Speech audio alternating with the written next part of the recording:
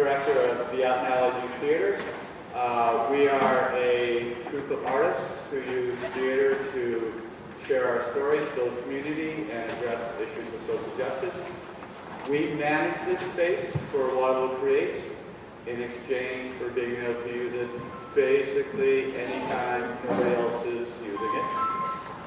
In addition to them being very generous, way generous with that arrangement, they gave us a storage room to completely renovate that youth have made their own. They picked out the paint, they did their work, they picked out the tile, we've gone shopping for furniture, blah, blah, blah, blah. It will be open at intermission and at intermission if you just want to pop in and see it. That would be great. A few housekeeping details that I always get to say. The emergency exits are the way you came in. And through this set of double doors, down a short flight of stairs, and another set of double doors. For those of you who are up at the tech station, it's right behind the lighting stand. So that's it for that. The cast and crew has said it's fine for you to take pictures as long as they're not flash photography. It's fine if you videotape, but please post it on their Facebook site. That would be absolutely awesome. Please turn your cell phones off or be silent. I think that's all. Bathrooms. The bathrooms are on the third floor. They are unlocked. There's a men's room, a women's room, and a gender-neutral bathroom. That's all. So over to Emily to do the real.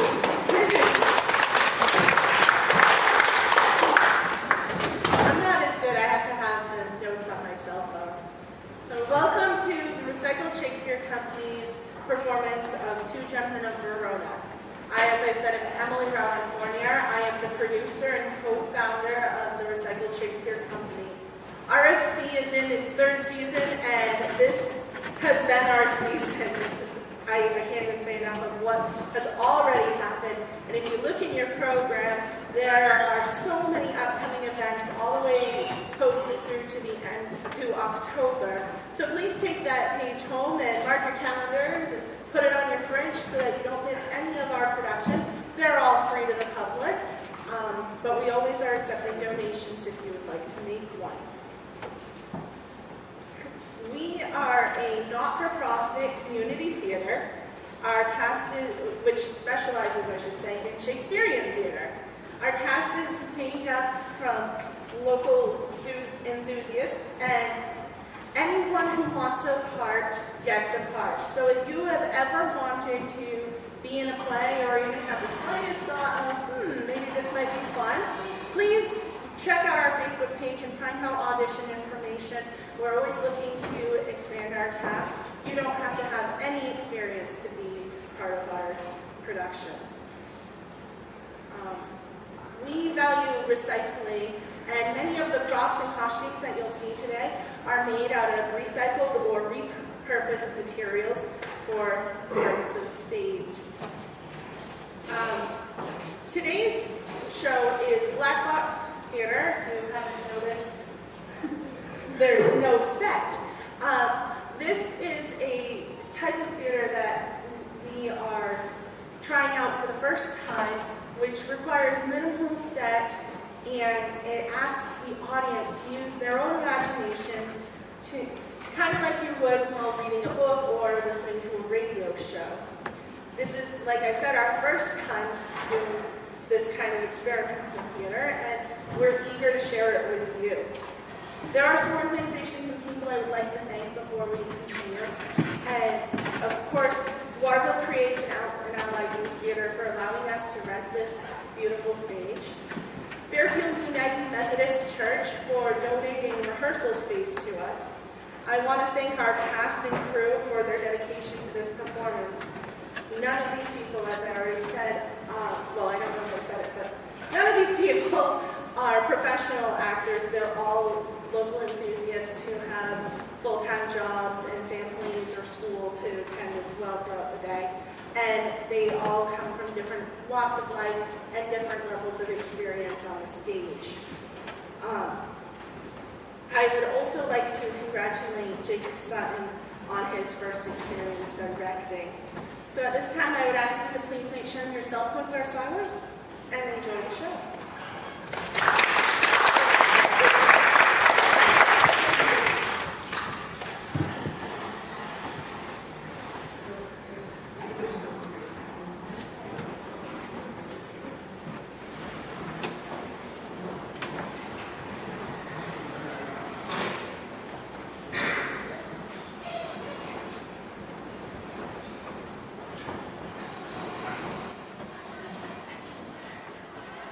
As our little pre-show tonight, we are going to offer you some music from Shakespeare and Shakespeare's time.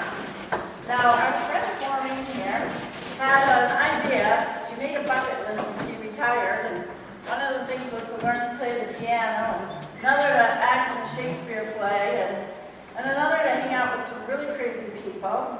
So she came to Maine from Texas to do all three of them. Now, Shakespeare, some of you may know, in his time, they did not have pianos and they did not have harpsichords, but we do. And so she will offer some period music, a piano, harpsichord style.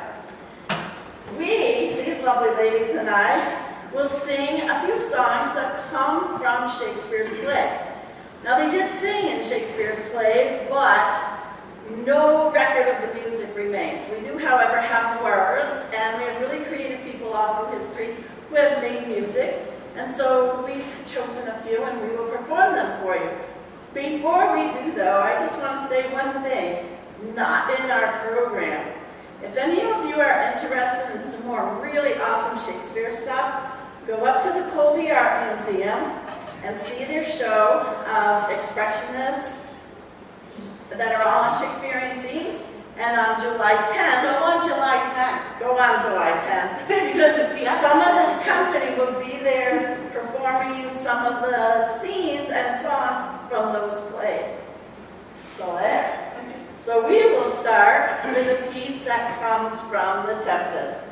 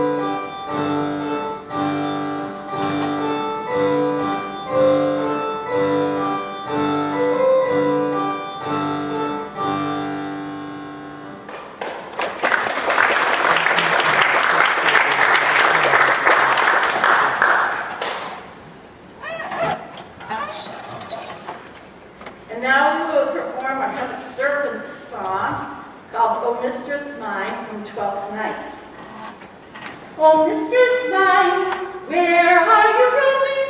Oh, mistress mine, Where are you roaming? Oh, stay and hear your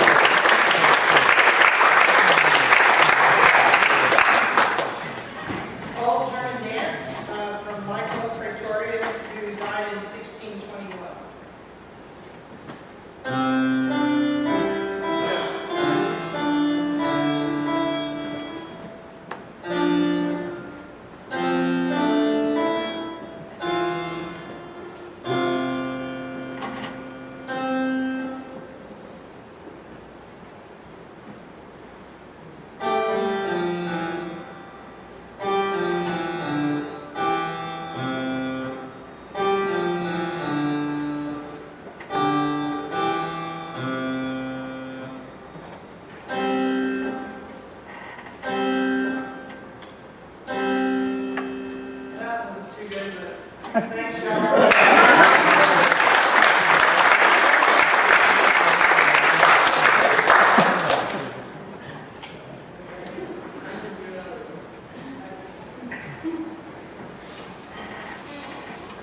And now a very interesting song from Simply.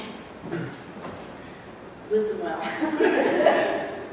Hark, hark, hark, hark, hark, the Lord at heaven's gate sings, at heaven's gate sings, and Phoebus begins to rise, his steeds to water at those springs,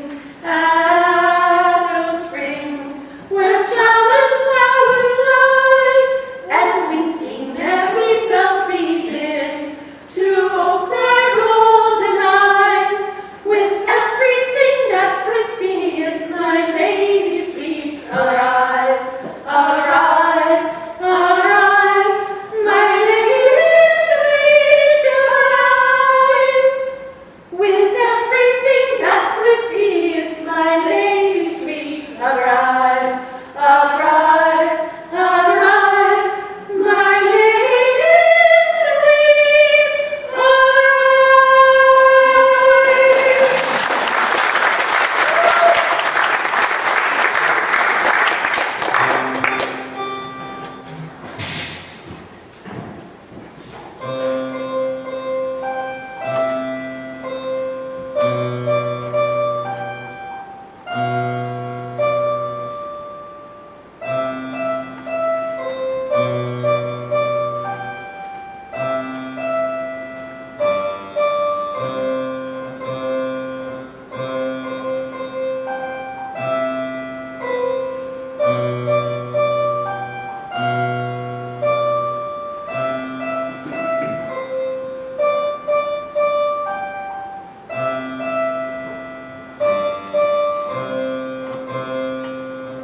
That appropriately is called curtain raiser by Daniel Church.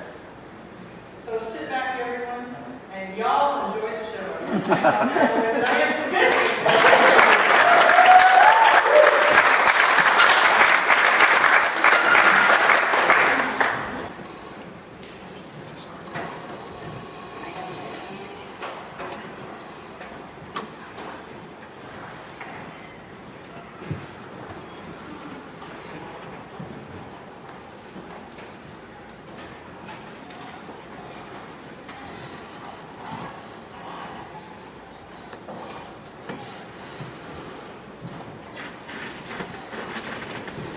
But cease to persuade, my loving Proteus. Hope-keeping youth have ever homely wits, were not affection chains thy tender days to the sweet glances of thine honored love. I would rather entreat thy company to join me to see the wonders of the world abroad than living dully, sluggardized at home. Live out thy youth in shapeless idleness. But as thou lovest, love still and thrive therein, just as I should when I to love begin. Wilt thou be gone, sweet Valentine? Adieu. Think on thy Proteus when thou seest some rare and noteworthy object in thy travel. And when thou dost have happy moments, remember me. And when danger to environ thee, command me to thy grievous prayers, for I will be thy beadsman, Valentine.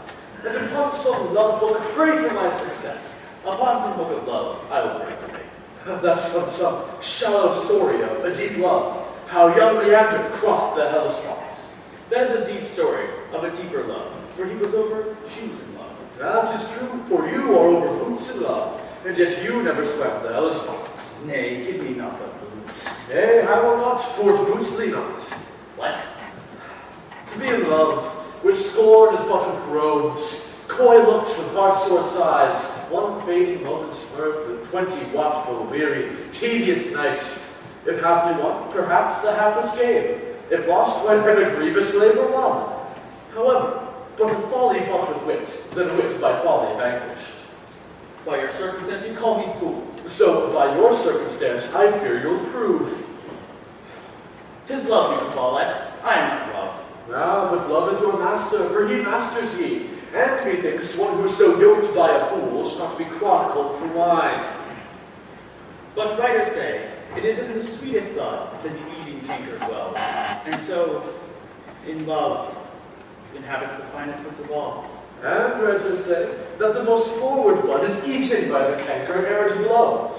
So even by love, the young and tender wit is turned to folly, blasting in the butt, losing his verdure even in the prime, and losing all the fair effects of future hopes. But wherefore waste my time with counsel thee, that art a votary to such fond desire? Once more, adieu. My father up the road expects my coming, there to see me shipped. And thither will I bring thee, Valentine. Sweet Proteus, no. Now let us take our leave. At Padua will I hear from thee by letters of thy success and love, and what news else betideth thee in absence of thy friend. And I likewise will visit thee with mine. All happiness perchance are in Padua. As much to your home, and so farewell. He after honor hunts, I after love. He leaves his friends to dignify them more. I leave myself and wherewithal for love. Oh, Julia, thou hast metamorphosed me, made me lose my studies, forget my time, for with good counsel. Set the world at naught, made wit with musing weak, heart sick with thought. It is I, Speed! Oh, good. Sir Proteus saved you. Saw you, my master?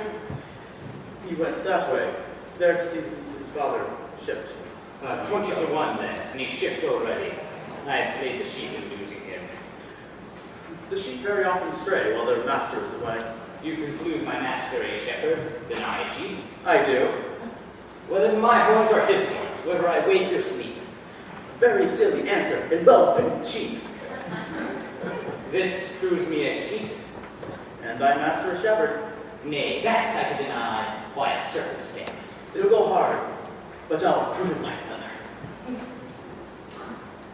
The shepherd seeks the sheep, and not the sheep the shepherd. But I seek my master seeks not me. Therefore, I am no sheep. The sheep for fodder followeth that shepherd. The shepherd for food followeth not the sheep. You, for wages, followest thy master. Thy master for wages followeth not you. Therefore, thou art sheep. Such more evidence will make me cry out, But that letter I gave you to deliver to Julia, did you do it? I, sir, I, being lost money, gave the letter to her, a least money, who, being a least money, gave me a lost money. Nothing for my labor. 'Tis too small a pasture for such store of muttons. If the ground be overcharged, you best stick her. No, you are astray. 'Twere best pound you. Less than a pound would serve me for carrying her letter. No, you mistake. I meant the pound, a pinful. From a pound to a pin, hold it over and over. 'Tis 3-fold too little to pay me for delivering a letter to your lover. What said she? Did she nod? I. Not I. Why, that's naughty. You mistook, sir. I said she did not. You asked if she did not, and I said I. Yes, but that together is naughty.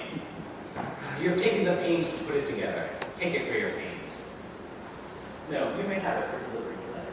But I perceive, sir, I must be fain to bear with you. How should thou bear with me? The letter, sir, very orderly, with nothing but the word naughty for my pains. For surely you are a quick wit. Yet it cannot overtake your slow purse. Open the matter in brief. What said she? Open your purse, so that the money and the matter may be both at once delivered. Here, take this for thy pains. I'm afraid, sir, you'll hardly win her. Couldst thou receive so much from her? Sir, I can receive nothing, not so much as a ducat for my pains. And being so hard to bear in my mind, I fear she'll prove as hard in telling your mind. Therefore, give her no token but stones, for she's as hard as steel. What said she? Nothing?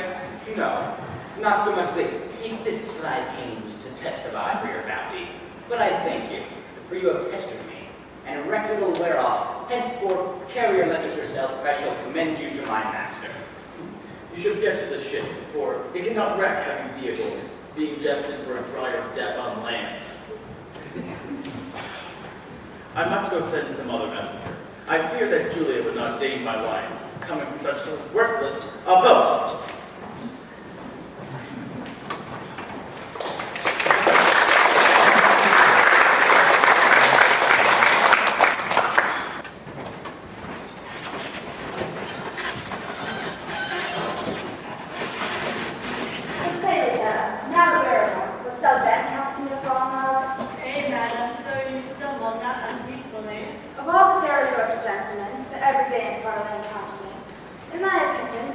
courteous love.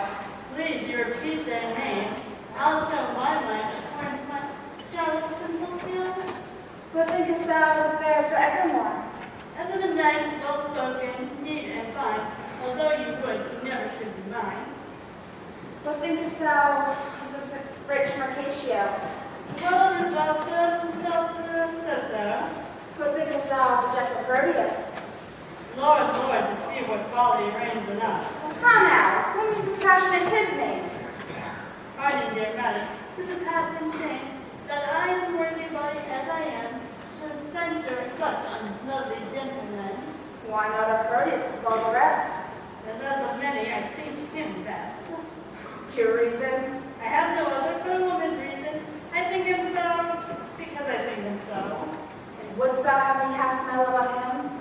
If you thought your love not cast away, Why, he of all the rest hath never moved me. yet he of all the rest, I think best loves me.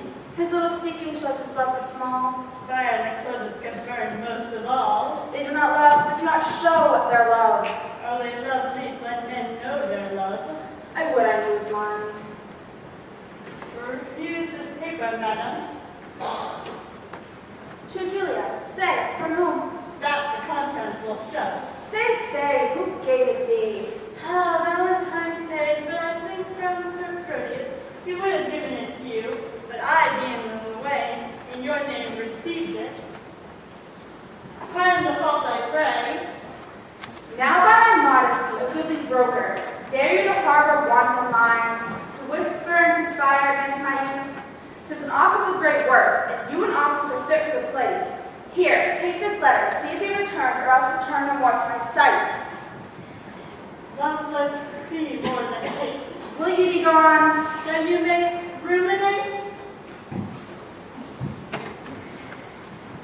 And yet I'd o'erlook the letter. It were a shame to call her back again, and pray her to a fault for which I chid her. What a fool is she that has I remained, and would not force a letter to my view. When maids immodesty say no, to that which they would have the proffer construe I. Fie, how wayward is this foolish love, that like a testy babe will scratch the nurse, and presently I'll humble teach the rod. How churlishly I should have set a hence, when willingly I would have had her here. How angrily I taught my brow to frown, and inward joy forced my heart to smile. My penance is to call Lucetta back again, and ask permission for my folly past. What ho, Lucetta! What would your ladyship? Is it near dinner time? I think you might kill your stomach on your meat and not upon your meat. What didst thou take up so gingerly? Nothing. Why didst thou stoop then? To pick up a little piece of paper I let fall. And is that paper? Nothing. Nothing concerning me. Then let it lie for those it concerns. It will not lie where it concerns unless by fault interpreter. Some love of yours will hurt to you and mine. Madam, it is not where might sing it, madam. To a tune, give me a note your ladyship can set. By little as such toys as may be possible, best sing of the tune of Let a Love. It is too heavy for so light a tune. Heavy, be like it had some burden then? Hey, melodious it would if you would sing it. And why not you? I cannot reach so high. How now, Minion, let's hear your song. I do not think I like this song. You do not? No, it is too sharp. You, Minion, are too saucy. Nay, and now you are too flat. The mean is drowned by your unruly face. And I did indeed the base so courteous. Here is a coil of protestation.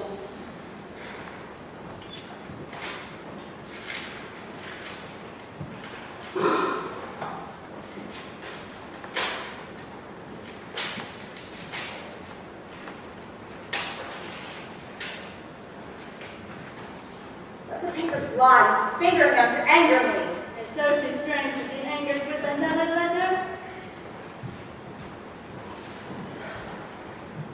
Nay, would I were so angry with the same. O hateful hands to tear such lovely words, injurious wasps to feed on such sweet honey, and kill the bees that yield their bitter stings. I'll kiss each double paper for amends. Look, here 'tis written, kind Julia, unkind Julia. As in revenge of thy ingratitude, I throw thy name against the bruising stones, trampling contemptuously on thy disdain. And here 'tis writ, lovely and courteous, poor wounded Maine, thy bosom as a bed will lodge thee till thy wound be thoroughly healed. And thus I search it with sovereign kiss, but twice or thrice was courteous written down. Be calm, good wind, roam on a river way, till I have found each letter in the letter except mine own name. That some whirlwind bear unto a ragged, fearful hanging rock, and throw it thence into the raging sea. Well, here is one line, is his name Shakespeare.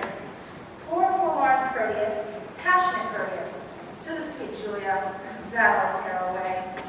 And yet I will not sit so prettily. He couples it to his complaining names, and thus I will fold them, one on another. Now kiss, embrace, contend, do what you will. Lady, dinner is ready and your father stays. Well, let us go. And what do these papers lie like telltales? Do you respect them, best to take them up? Nay, I was taken up for lying them down. You like you have a month's mind to them? Though you think. Come, will it please you go? Amen, you might cite what you see, but I see things too, although you judge I wink.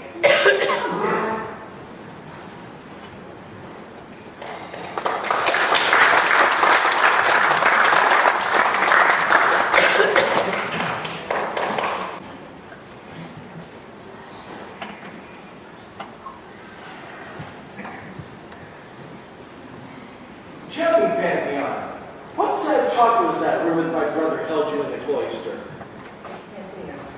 And he was of his nephew Proteus, your son. Why, what of it? He wonders that you would suffer stay at home, while other men of slender reputation put forth their sons to seek the firmament out. Some to the wars, to find their fortune there, some to discover islands far away, some to studious universities. He sent for any and all of these activities. Proteus, your son, is me. And he did request me to importune you to no longer keep him at home, which is a great disservice to his youth. Well, thou needest not much importune me to that. Wherein this month I have been hammering and considered well his loss of time. How he cannot be a perfect man not being tried and tutored in this world. Experience is by industry achieved, and perfected by the swift course of time. Then tell me, whither were I best to send him? Well, I think your lordship is not ignorant how his companion, young Valentine, attends the emperor at his court. I know it well. To a good I think which sent him thither. There shall he practice tilts and tournaments, hear sweet discourse, converse with noblemen, be in the eye of all the activities worthy of his age and nobleness of birth. I like thy counsel. Well hast thou advised. And if thou mayst perceive how well I like it, the execution of it shall make known. Even with the speediest of expedition, I will dispatch him to the emperor's court. Tomorrow, if it please you, Don Alfonso and other gentlemen of good esteem are journeying to salute the emperor and commend their service to his will. Good company. Proteus shall go with them. And in good time. Now we break with it. Sweet love, sweet lines, sweet life. Here is her hand, the agent of her heart. Here is her oath of love for her honor's pawns. Oh, that our fathers would applaud our love, and with their consents seal it. Oh, heavenly Julia.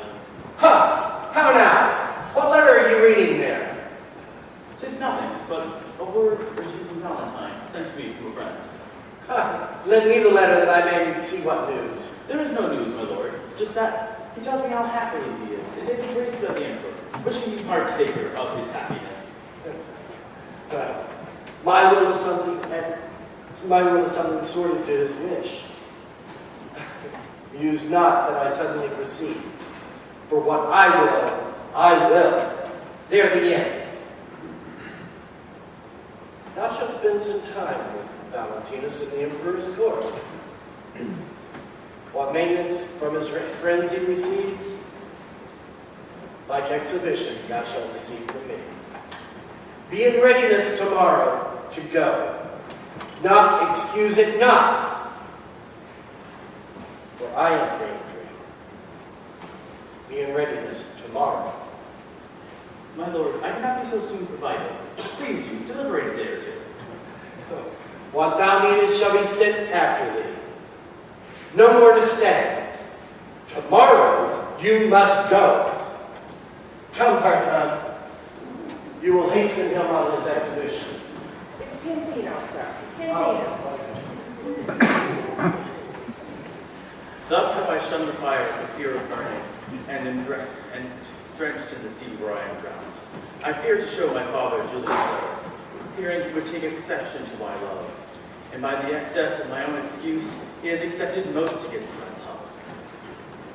Oh, how our love resembleth the glory of a spring day, with the sun does shine, and by and by a cloud takes all away. Sir Ferdinand, your father calls for you. He is in haste. I pray you go. This it is. My heart accords there too. And 1,000 times it answers no.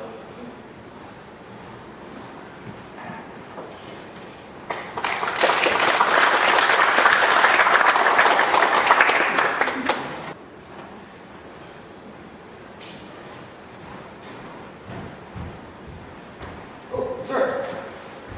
Big glove. It's not mine. My gloves are off. But this may be yours, for it is but one. Let me see. I give it me. It's mine.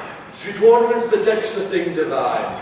Ah, Sylvia, Sylvia. Madame Sylvia! Madame Sylvia! How now, sirrah? She's not within hearing, sir.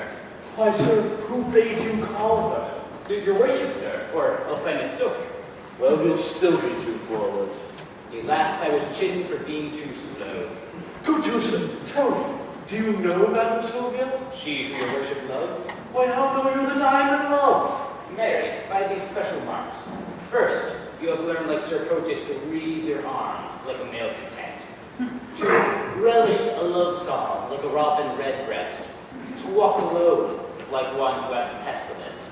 To sigh like a school child who had lost their ABC. To weep like a poor grandam but to bury their wench.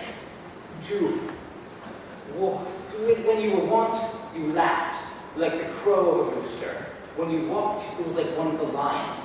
When you fasted, it was present after dinner. And when you were sad, it was for want of money. But now, you have been metamorphosed of a mistress, so that when I look upon you, I can barely believe you to be my master. Were all these things perceived in me? They are perceived without you. Without me? They cannot. Without you, nay, that's for certain.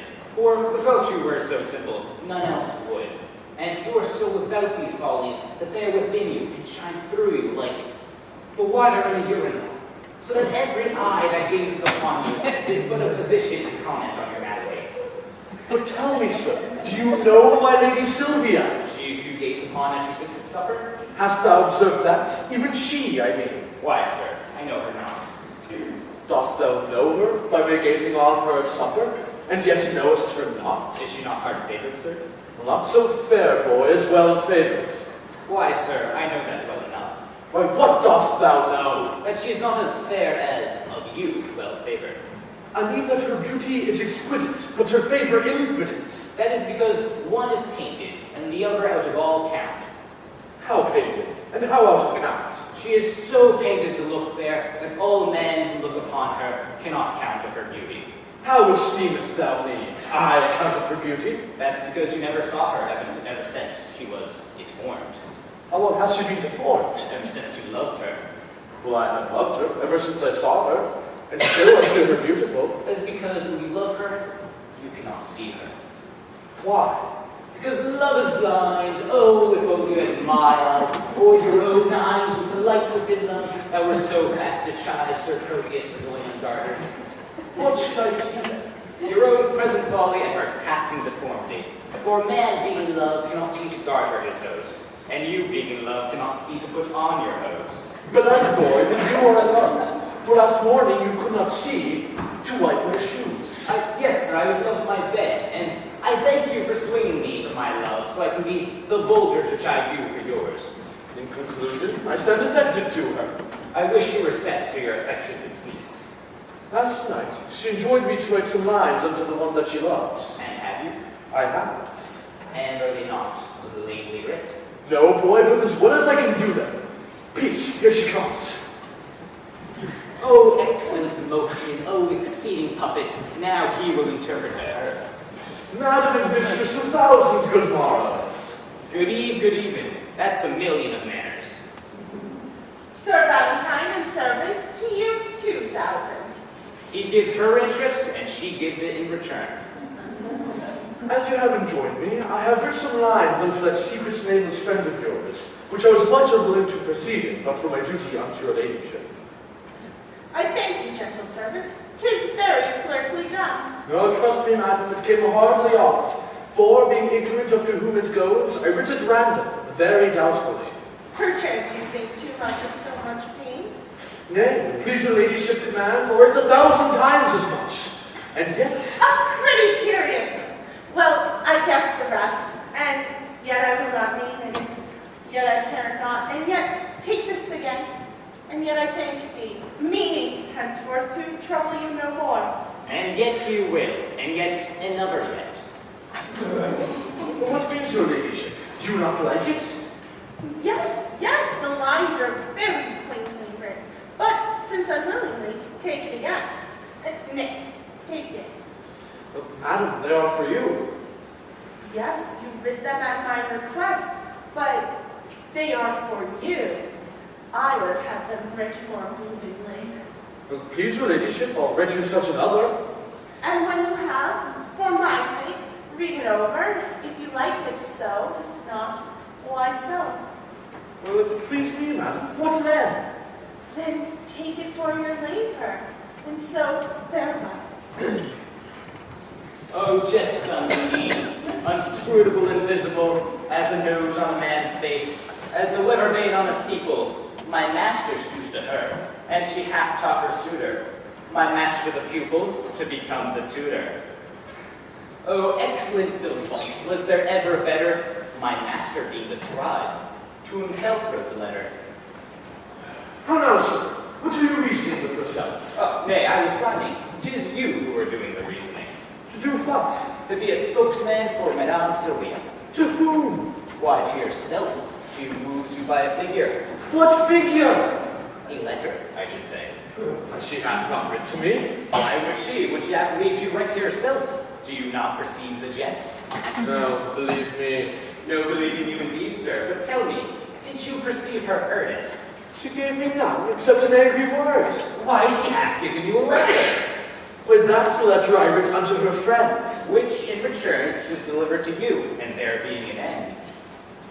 I would it were no worse.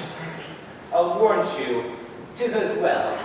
Often have you written to her, but she, in modesty, or else want of idle time, has not replied. Or else fearing some other messenger who might her mind discover, she hath taught the love himself to write unto her lover. I speak in print, for in print I found this. Why muse you, sir? 'Tis dinner time. I have dined. Hearken, sir, for the chameleon love can feed on air, but I am nourished by my victuals, and would fain have meat. Be not like your mistress, sir. Be moved. Be moved.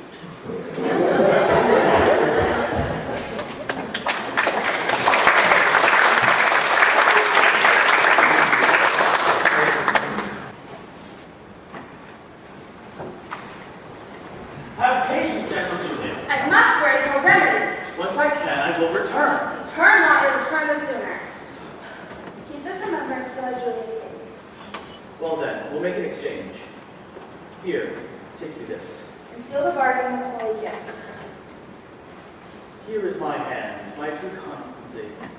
If the hour ever slips me in the day, where I sigh not, Julia, for your sake, may the next ensuing hour some foul mischance torment me for my love's forgetfulness. My father stays my coming. No, not thy tide of and the tide, not thy tide of tears, for that will hold me longer than it should. Farewell, Julia.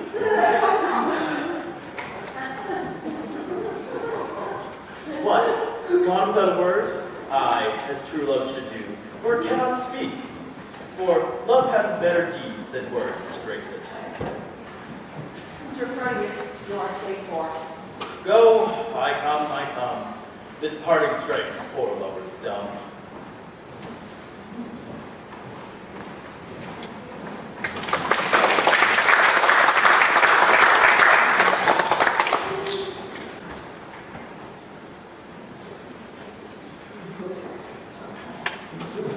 Nay, will be this hour ere I have done weeping. All the kind of losses have this very point. I have received my proportions, like the prodigious sun, and am going with Sir Proteus to the Imperial's court. I think proud of my dog, be the sourest natured dog that lives. My mother weeping, my father wailing, our sister crying, our maid howling, our cat wringing her hands, and all our house in a great perplexity. Yet did not this cruel-hearted cur shed one tear.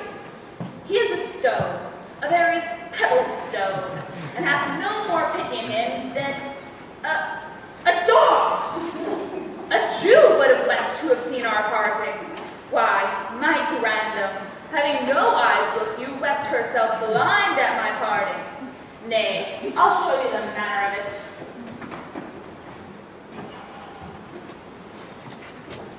This shoe is my father. No, this left shoe is my father. No, this left shoe is my mother. Nay, that cannot be so neither. Yes, it is so, it is so. It hath the worser soul. This shoe, with the hole in it, is my mother, and this my father. A vengeance on it. There it is. Now, sit. This staff is my sister, for, look you, she is white as a lily and small as a wand. This hat is Nan, our maid. I am the dog. No, the dog is himself, and I am the dog. Oh, the dog is me, and I am myself. Aye, so. Now come I to my father. Father, your blessing. Now should not the shoe speak a word for weeping. Now, should I kiss my father? Well, he weeps on. Now come I to my mother. Oh, that she could speak now like a wood woman. Well, I kiss her. Look, there it is. Here's my mother's breath, up and down. Now come I to my sister. Hark the moan she makes. Now the dog, all this while, sheds not a tear, nor speaks a word. But see how I lay the dust with my tears. Once, away, aboard. Thy master has shipped. You are to post after with oars. What is wrong? Why weepest thou? Away, ass, you'll lose the tide if you tarry any longer. Quarter no match of the tide or loss, for 'tis the unkindest tide that ever a man tied. What is the unkindest tide? Why, he that's tied here. Crab, my dog. Tut, man. What I mean is thou lose the flood, and in losing thy flood, lose thy voyage. And in losing thy voyage, lose thy master. In losing thy master, lose thy service. And in, I don't understand my mouth. For fear thou should lose thy tongue. Where would I lose my tongue? In thy tail. Come away. I was sent to call Sir, call me what thou darest. thee. Wilt thou go? Well, I will go. Come on, then.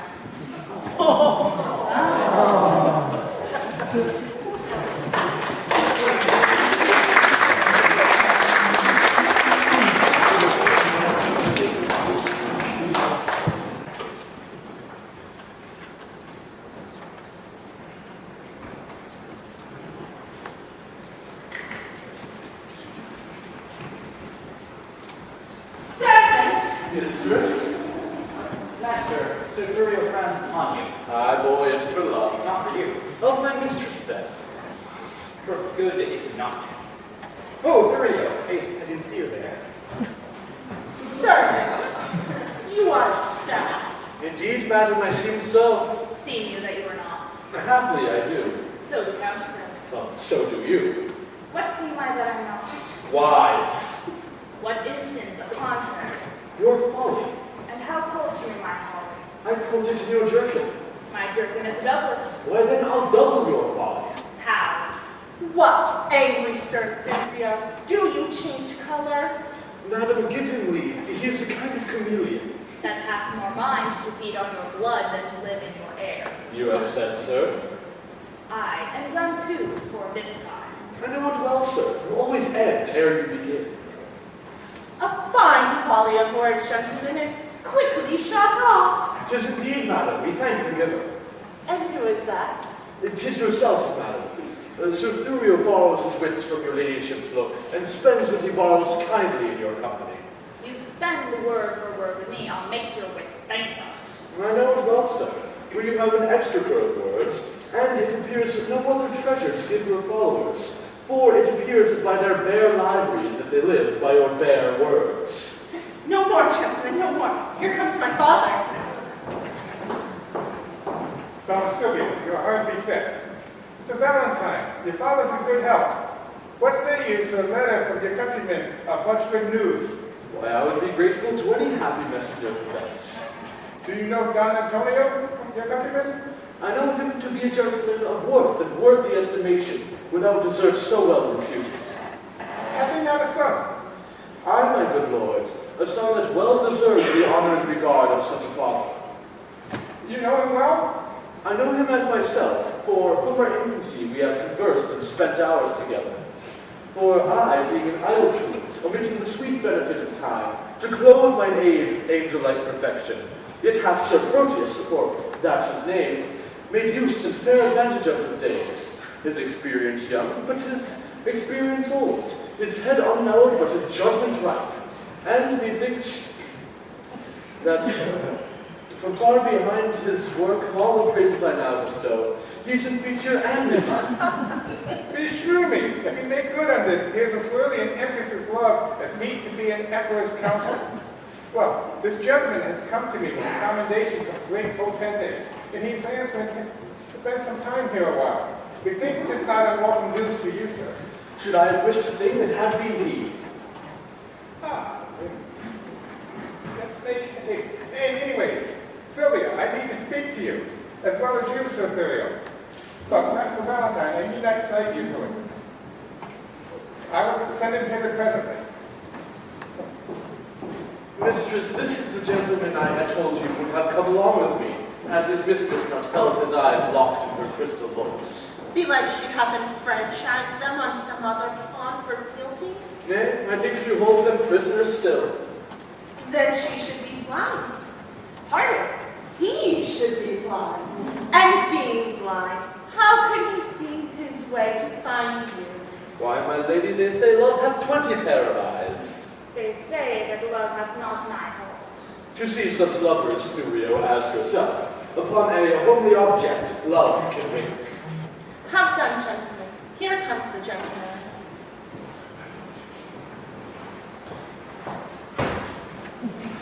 Welcome, Proteus. Mistress, I beseech you, confirm his welcome with some special favor. His worth is warrant for his welcome here. This be he you oft have wished to hear from. Indeed it is. Mistress, I beseech you, entertain him for my fellow servant, to your ladyship. Too low, mistress, for so high a servant. Too meek a servant for so beautiful a mistress. Leave off discourse of disability. As mistress, I beseech you, entertain him for your servant. My duty will I boast of, nothing else. And duty never yet did want his meed. Therefore, welcome to a worthless mistress. I'll die on him who says so, but yourself, That you are welcome? that you are worthless. Madam, my lord, your father would speak with you. I wait upon his pleasure. Come with me, Sir Thurio. I go to him. Once more, welcome, new servant. I leave you to confer on home affairs. When you have done, we look to hear from you. We'll both depend upon your ladyship. Now tell me, Proteus, how do all from whence you came? Your friends are well, and are then well commended. And how do yours? I left them all in health. And how does your lady? And how thrives your heart? I know you join not in the love's discourse. I will not bore you with one. But Proteus, that life is altered now. For I have done penance for my contempt of love, whose high imperious thoughts have punished me with bitter fasts, penitential groans, nightly tears. And I must confess, there is no woe to his correction. For now, no discourse except it be of love. Now can I break my fast, dine, sup, sleep upon the very naked name of love. Enough. I see it in your eye. Was this the beauty that thou speak of? Even she, and is she not a heavenly saint? No, I believe she is an earthly paragon. Call her divine. I will not flatter her. Oh, but flatter me, for love delights in praises. When I was sick, you gave me bitter pills. I will administer to like to you. But if not divine, yet let her be a principality, sovereign to all the creatures on earth. Except my mistress. Sweet, accept not any, except thou wilt accept against my love. Shall I not prefer my own? Aye, and I shall help thee to prefer her too. She shall be dignified with this high honor, to bear my lady's trade, lest the base earth from her vesture should chance to steal a kiss, and root the summer-smelling flower, and make rough winter everlastingly. Valentine, what braggadism is this? Ah, Proteus, forgive me that I do not dream on thee, but dote upon my love. For all I can is to her who makes other work nothing. She is alone. Then let her alone. Nay, man, not for the world. She is mine own. And I as rich in having such a jewel as 20 seas, if their sand were pearl, their water nectar, and their rocks pure gold. But she loves you? Aye, we are betrothed. Nay, more, our marriage hour. With all the kind manner of our flights, how I must climb her chamber window with a ladder made of cords, and all the plots of our flights plotted and agreed on for my happiness. But her father likes my foolish rival, whom he likes only for his possessions are so huge. Has gone with her along, and I must after, for love, thou knowest, is full of jealousy. Well, I must post to the road, and therefore I will see you afterwards. Find me in my chamber, in these affairs, to aid me with thy counsel. Will you make haste? I will. As one heat another heat expels, so by one strength of one nail dries off another. Is it Valentine's praise, or my false transgression, that makes me reasonless to reason thus? That I should love his lady, but at first I did love Julia. That I did love, for now that love is thought. Why must I err so? Well, if I can check this erring love, I will. If not, to compass her, I'll use my skill.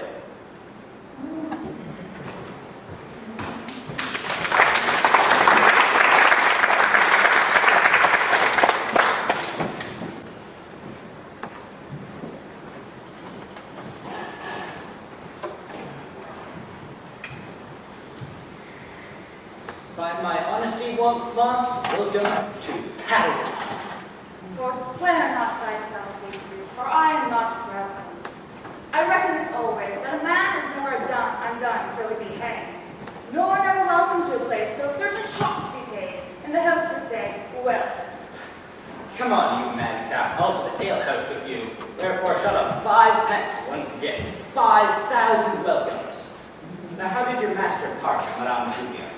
Marry, after they closed in earnest, they both parted very fairly and just. Will she marry him? No, What then? Will he marry her? no, neither. Then are they broken? No, they're whole as a fish. What a fool art thou! I understand thee not. What a block art thou that thou canst not? My staff understands me. What thou sayest. Aye, and what I do too. Look ye, all but lean, and my staff understands me. It stands under thee indeed. Why, stand under and understand is all. Tell me true. Will it be a match? Ask my dog. If he say aye, it will. If he say no, it will. If he say nothing and shake his tail, it will. Then the conclusion is that, well, Thou shalt never get such a secret from me but by a parable. 'tis well that I get it so. But tell me, Launce, what do you think that my master has become a notable lover? I never knew him otherwise. Then how? A notable lover, as our reports tend to be. You mistaketh me. Fool, I meant not thee, I meant thy master. My master became a hot lover. I tell thee, I care not though he burn himself in love. If thou wilt, away with me to the aliens. If not, thou art a Hebrew, a Jew, and not worth the name of a Christian. Why? Because thou hast not so much charity in thee as to go to the ale with a Christian. Whilst thou go? At thy service. This way. No, this way.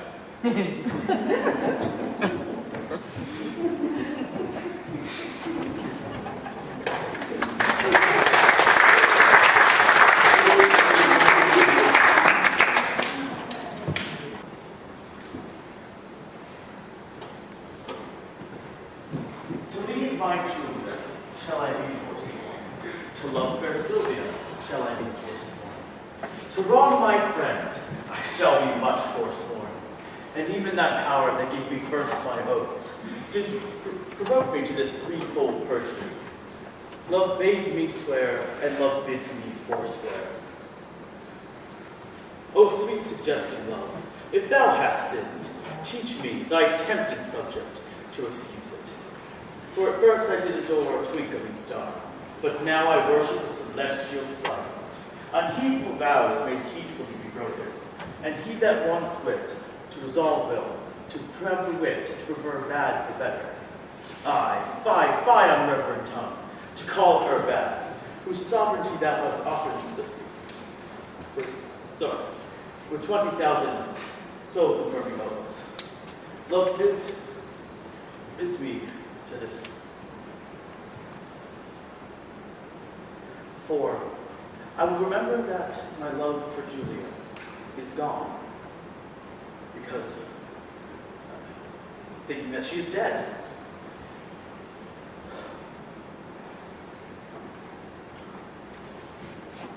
Love that gave me wit to plot and thrift, give me wit to make my plan swift.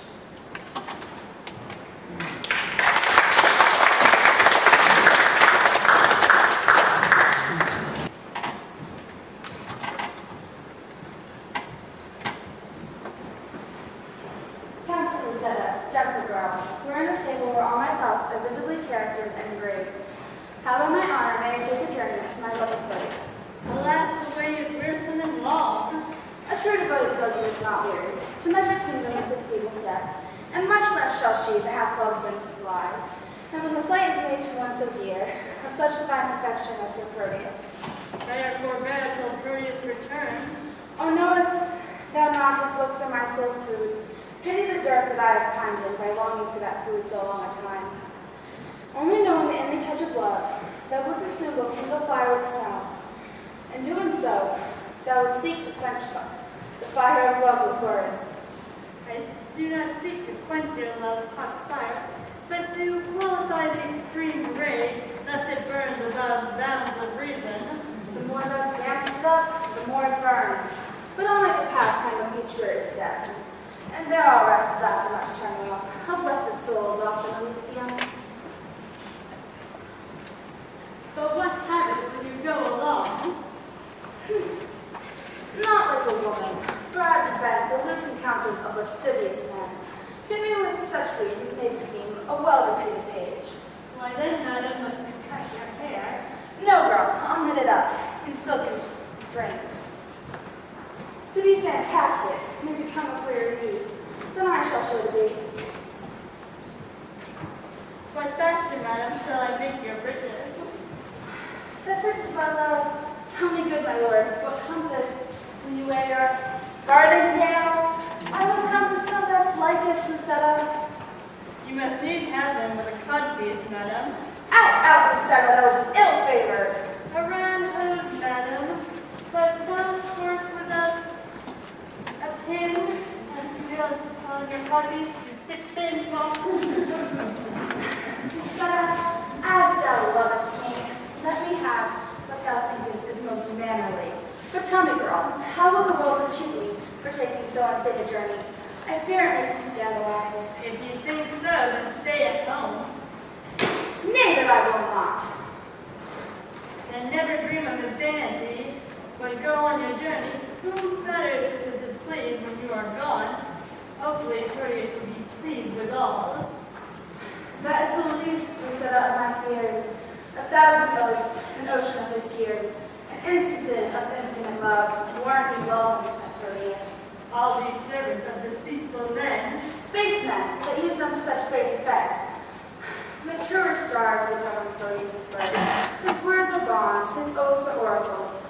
His tears pure messengers sent in his heart. His heart is far from fraud as heaven from earth. Pray heaven he proves so when you come to him. As thou lovest me, only deserve my love by loving him. But come with me to my chamber, take note of what I stand in need of. All that is mine I leave at thy disposal, my goods, my land, my reputation, only in lieu thereof. Dispatch me hence, come, I'm impatient of my tarriance.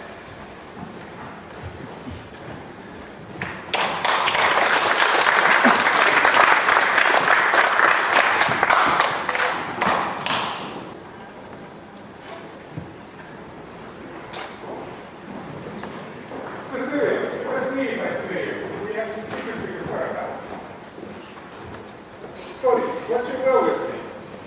My gracious Lord, that which I will discover, the laws of friendship bids me to conceal. But when I think upon the graces thou hast bestowed upon me, undeserving as I am, my duty pricks me on to utter that which else no worldly good can come to. No noble good. This night, Valentine, my friend, intends to steal away your daughter. Myself and one made privy to this plot. You know that your daughter dislikes Sophia, and for this she is to be stolen, which I fear, being unprevented, would heap on your head a pack of sorrows that would lead you to an untimely end. Sir Proteus, I thank thee for thine honest care, which took me quite near me while I lived. This love of theirs I've often seen myself happily when they judge me fast asleep. Many times I've thought to banish Valentine from my company and her company in my court. However, fearing lest my jealous aim may err and so unworthily punish a man, which is something I regret doing, I've given gentle looks, only to find that which we have spoken of. To tell you how much it concerns me, nightly I lodge her up in an upper tower, the key where I can never keep myself. Therefore, she cannot be conveyed away. No, worthy Grace, that this knight intends with a corded ladder to climb through her chamber window and fetch her down, which he has gone now to go get. Now, sir, if you are able to, you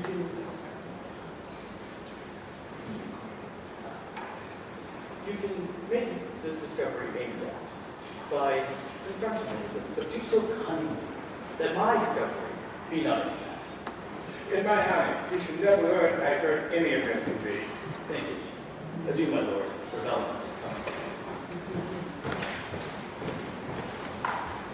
Sir Valentine, whither away so fast? I doth but go to the gate to deliver some letters to a friend, to bring them to my friends at home. Are they much import? To tempt them doth but signify my health and happy being at your court. Nay then, no matter. Stay with me and confer with me a while. I have some affairs to speak of you, which touch close to me and must be kept secret. You know how I intend to banish my daughter to Sophia.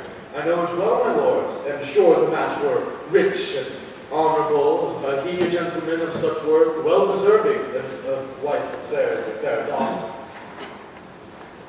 Yeah, but she is just peevish, sullen, froward, proud, disloyal and disobedient, lacking duty, and neither regards herself as my child nor fearing me that I am her father.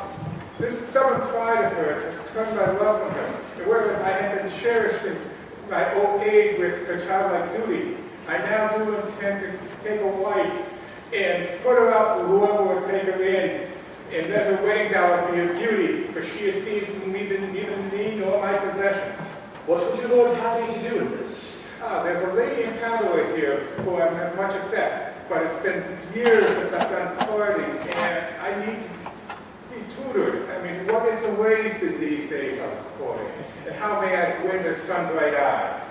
Why, when with gifts if she respects not words, dumb jewels in their silence kind, more quick than words do move a woman's mind. But she did scorn the present I sent her. I sent her another, never did furore, for scorn at first makes after love the more. That man that hath the tongue, I say, is no man, if with his tongue he cannot win a woman. But I forgot to say, her friends have proposed her to a young man of some worth and keep her cloistered away so that no man hath access to her by day. But one may access to her by night. But her door is locked and the key kept safe, so no man hath access to her by night. What less but one may enter at her window? But her chambers are locked and shelving such that it would hazard a person's life and limb to try to climb it. Why then, a ladder quaintly made of cords, to cast up with a pair of anchored hooks, would serve to scale another hero's tower, so boldly Ando would venture it. A gentleman as good blood as you, how would I make procure such a ladder? When would you use it? Pray, sir, tell me that. Tonight. Love is like a child. It wants what it wants now. Why, by 7 o'clock, I'll have you such ladder. And how am I supposed to convey such a ladder over to the window by myself? Why, it may be borne under a cloak that is of any land. A cloak such as thine? Aye, my good lords. Let me try it on then. I need to look and find one like that size myself. Why, any cloak will serve the turn, my lord. But I insist. Let me try it on.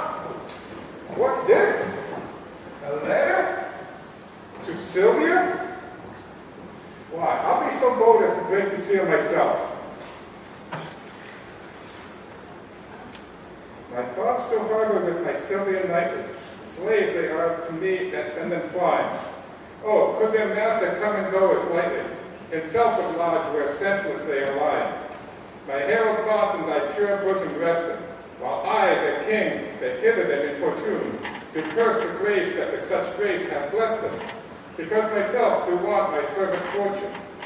I curse myself, for they are sent by me, that they should harbor where their lord would be. What's here? Sylvia, this night I will enfranchise it. Why, I bet you've got that coat of battle on you now. Give it to me. Oh, Phaeton, for thou art Merit's son. Will you dare take the heavenly car and with thy folly burn the world?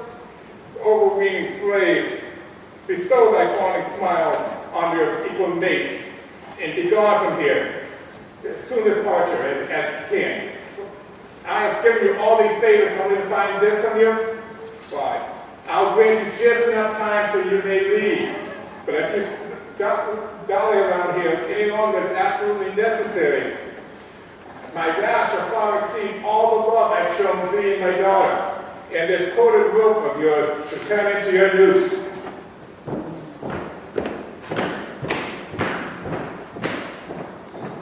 The torment's death, rather than living torments. To die is to be banished from myself, and Sylvia is myself. To be banished from her is self from self, the deadly banishment. What light is light if Sylvia be not seen?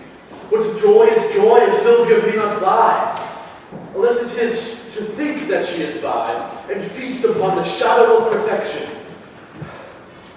I fly not death to fly his deadly doom, but fly I hence, I fly away from life. Run, boy, run, and seek him out. So ho! What seest thou? Big window to find. There's not a hair on his head, it's just a Valentine. A Valentine? No, What then? his spirit? Neither. Then what? Nothing. For nothing speak. Master, shall I strike? Forbear. Master, I'll strike nothing, I pray you. Sirrah, villain, I say forbear. Valentine, a word. My ears are stopped, and cannot hear good news. So much bad already hath possessed them. Well then, in dumb silence will I bury mine, for they are harsh, intunable, and bad. Is Sylvia dead? No Valentine. No Valentine indeed, for sacred Sylvia. Hath she forsworn me? No Valentine. No Valentine or Sylvia have forsworn me. What is your news?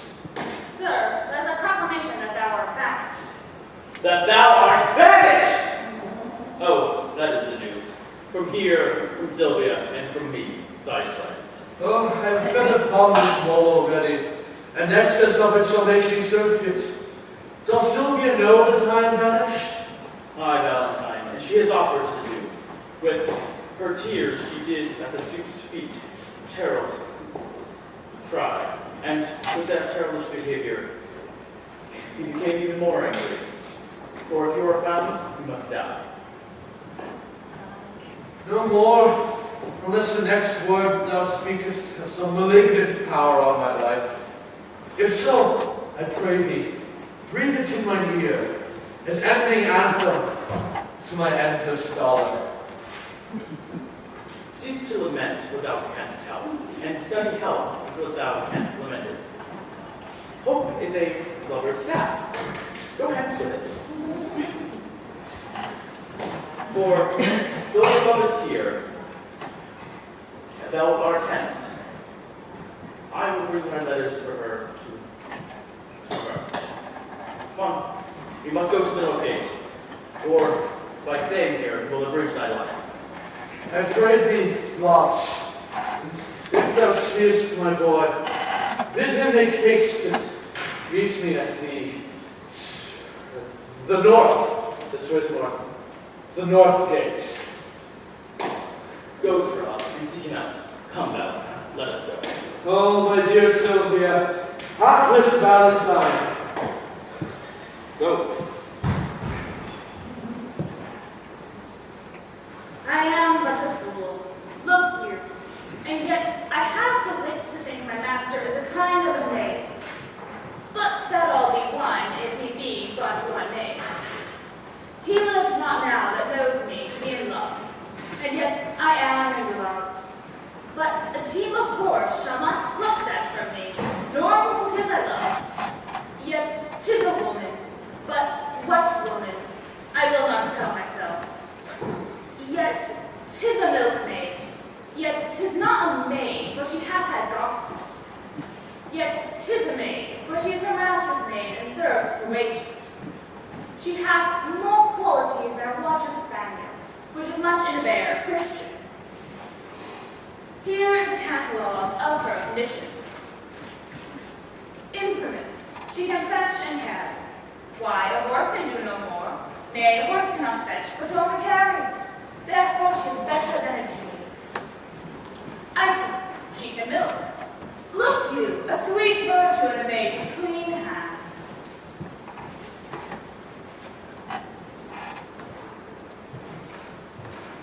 Oh, how now, Sir Lawrence? What news of your mastership? With my mastership, why does it seem? Your old vice again, sir, mistake the word. What news in your paper? Why, the blackest news that ever thou heardest. Why, man, how black? Why, as black as ink. Let me read. Why, all thee, jolthead, thou canst not read.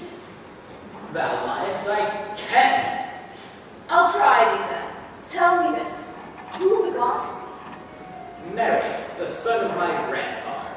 Oh, illiterate loiterer! It was the son of thy grandmother. This proves thou canst not read. Come, fool. Try me in the paper. There, to St. Nicholas be thy speed. Imprimis, she can milk. Aye, that she can. Item, she brews good ale. And thus comes the proverb, blessing of your heart, you brew good ale. Item, she can sue. That's as much as to say, can she sew? Item, she can knit. What need a man care for a stalk or length when she can knit him a stalk? Item, she can wash and scour. A special virtue, for then she need not be washed and scoured. Item, she can spin. Then let me set the world on wheels, which she can spin for her living. Item, she hath many needless virtues. That's as much as to say bastard virtues that know not their fathers and therefore have no names. Item, she is not to be kissed. Wait, here follow her vices. close at the heels of the virtues. Item, she is not to be kissed fast in respect of her breath. Well, that fault may be mended with breakfast. Read on. Item, she hath a sweet mouth. That makes amends for her sour breath. Item, she doth talk in her sleep. I care not for that, so she speak not her talk. Item, she is slow in words. Oh, villain has writ this down among her vices. These slow in words is woman's only virtue. I pray thee, out of it, and place it among her chief virtues. Item, she is proud. Out of that too. 'Twas Eve's legacy, cannot be taken from her. Item, she hath wit, she eat. I care not for that neither, because I love Christ.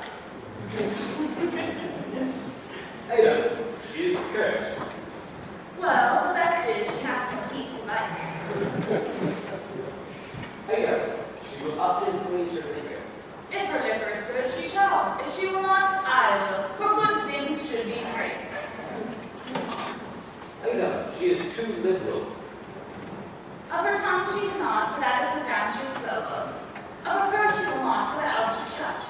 Now, of another thing she may, and that cannot I help. Well, proceed. Item, she hath more hair than wit, and more faults than hairs, and more wealth than faults. Stop there. I'll have her. She was mine, and not mine, twice or thrice in that last article. I pray thee, were her set once more. Item, she hath more hair than wit. More hair than wit? It may be. I'll prove it. The salt that covers the salt is more than the salt. The hair that covers it is more than the wit, for the greater height is less. Go on. And more faults than hairs. How monstrous! Oh, that's right. And more wealth than faults. Why, that word makes fault voracious. I'll have her, and if it be a match, as nothing is impossible. What then? Why then I'll tell thee, that thy master waits for thee at the north gate. For thee? I, who art thou, canst state your better men than me. And must I go to him? Thou must run to him, for thou hast stayed so long that one would scarce return. Why this not tell me this sooner? Talks of your love letters.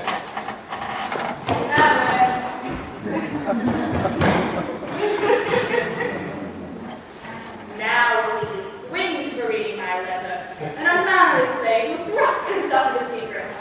I'll laugh her, and rejoice in his correction.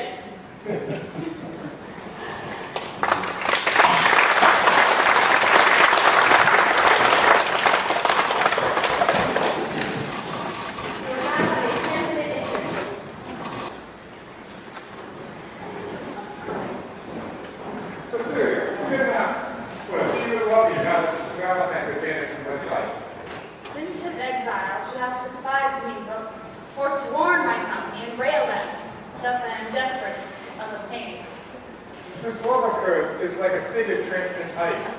Over time, the heat will dissolve itself and its figure loses form. Likewise, Sylvia's love over time in the frozen thoughts will melt away and she'll forget some Valentine's.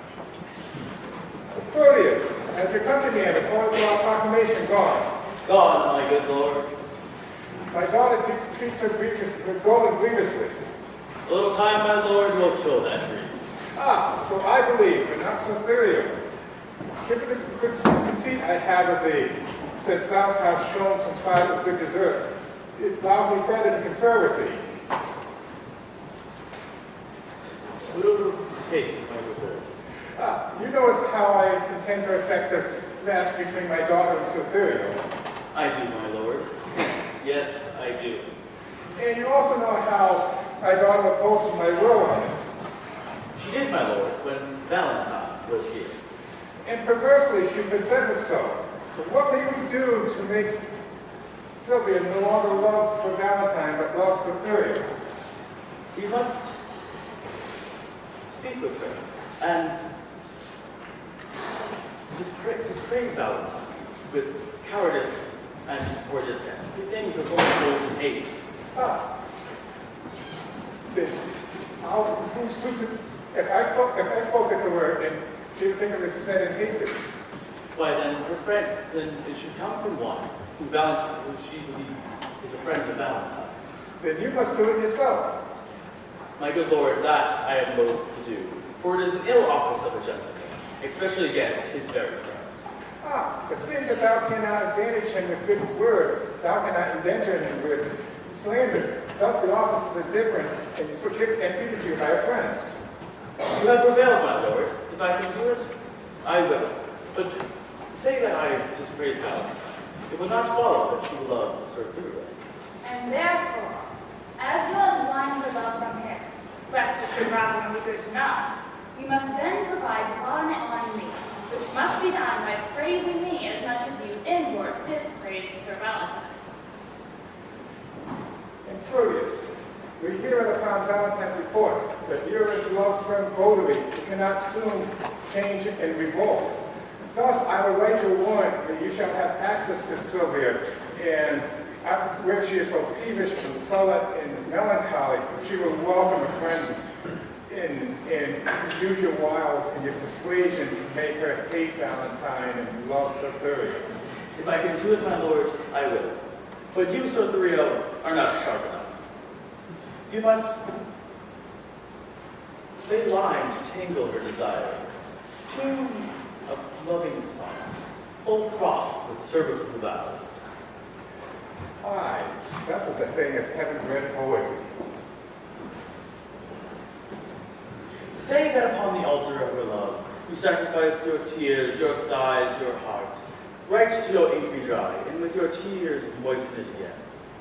For Orpheus' lute was strung with the themes of poets, whose golden touch could soften steel and stone, make tigers tame, and huge leviathans sink on sounding deeps to dead sunsets. Go to her chamber window, and with a concert of musicians, play some music. This, or nothing else, will have her.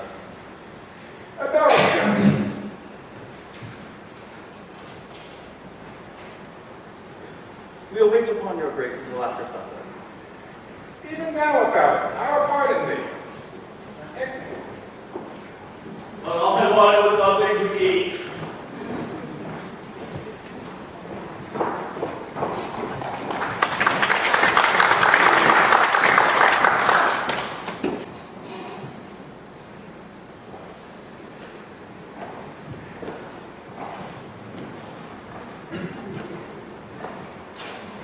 Fellows, stand fast and see a passenger. If there be 10, shrink not, but down with them. Stand, sir, and throw what you have about ye. If not, we'll make you sit and rifle you. Sir, we are undone. These are the villains that all travelers do smoke here. My friends. Not so, sir. We are your enemies. Peace. We'll hear him. By my beard, will he? He's a proper man. Then know that I am a man with little wealth to lose.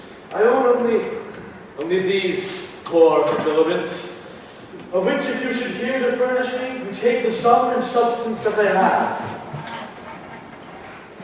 Whither travel you? To Verona. Whence came you? From Padua.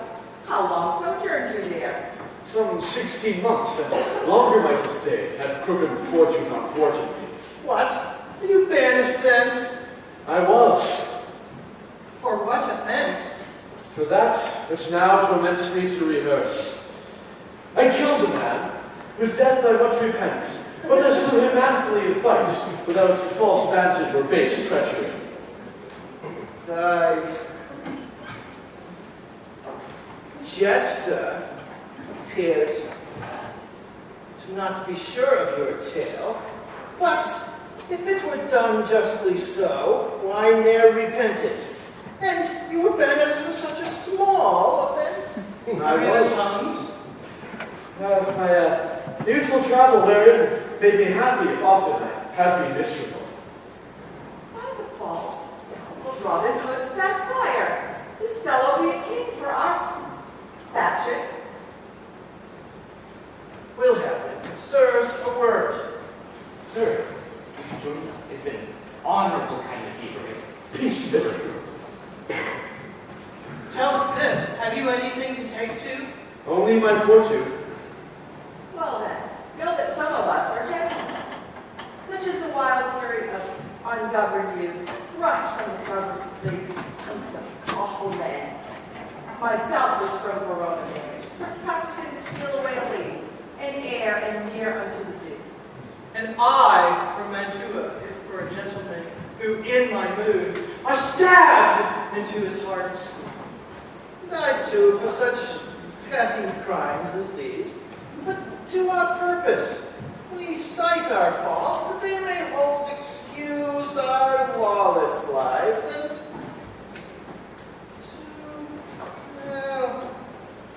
see a person so beautified and of goodly shape, and of thine own report a linguist, a gentleman of such perfection we could surely want. Because you are a vanished man, we parley with you. Would you be content to be our general and join us as we live in the wilderness? What sayest thou? Would you be of our consort? Say aye, and be captain of us all. We will honor thee and be led by thee, love you as our commander and our king. But should thou scornest our courtesy, thou diest. Thou shalt not live to brag what we have offered. I take your offer and will live with you, provided that you do no outrages on silly women or poor passengers.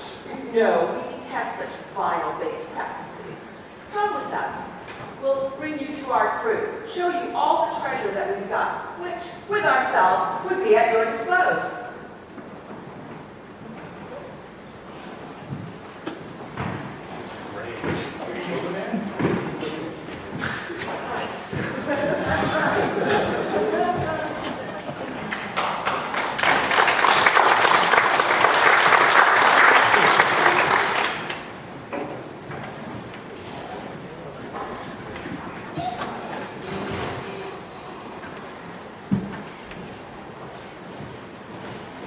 Already I have been false to Valentine, and now we both must be just unjust to Sylvia, under the color of commending him.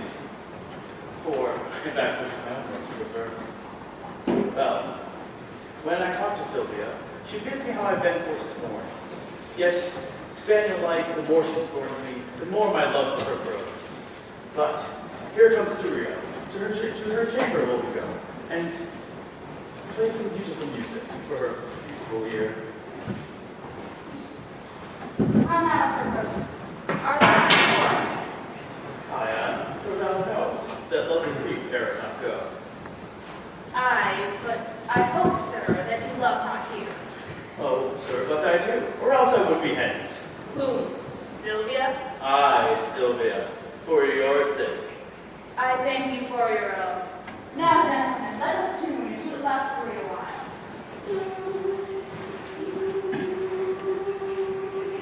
Now, my young guest, methinks your alley collie.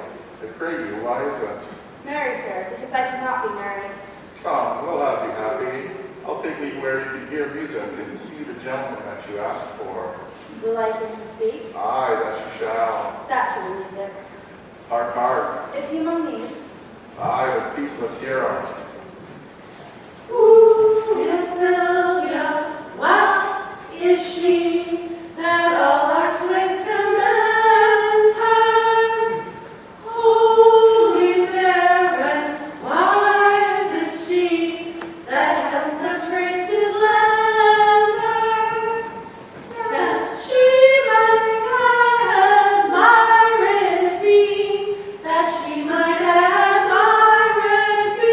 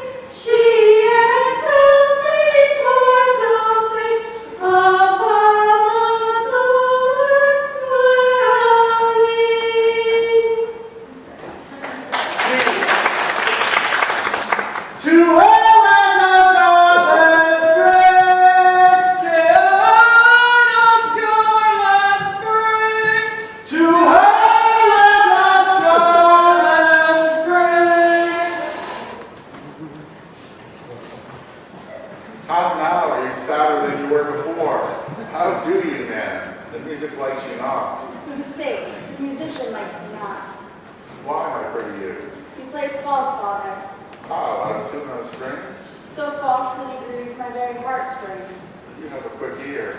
I would ever death, it makes me have a slow heart. I perceive you like not in music. Not a whit when it jars so. Hark, what fine changes in the music. That changes the spite. You would all have them always play but one thing? I would always have one play but one thing. But tell me, sir, doth Sir Proteus that we talk on often resort unto this gentlewoman? I tell you what Lawrence, his man, told me. He loved the heck out of her. Where's Lawrence? Gone to seek his dog, which tomorrow, by his master's command, he must carry as a present to his lady. Peace, stand aside, the company parts. Sir Thurio, I will talk to your beautiful lady here, and you will say that my cunning drift excels. Where meet we? At St. Gregory's Well. Farewell. Farewell. Gentlemen.